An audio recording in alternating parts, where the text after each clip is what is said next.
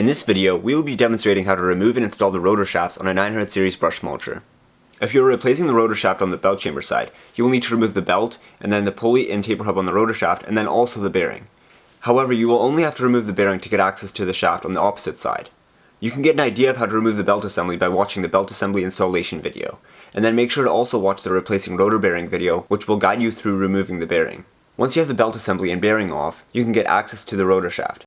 Now the newer units will have two slim cutout slots on either side of this bearing mounting plate that will allow you to easily twist the rotor shaft through this plate.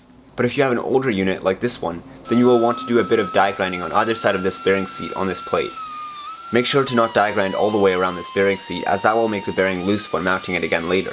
After some die grinding, you will want to unbolt these 6 bolts. Excessive force may be required to take these bolts off. Using a big breaker bar is recommended.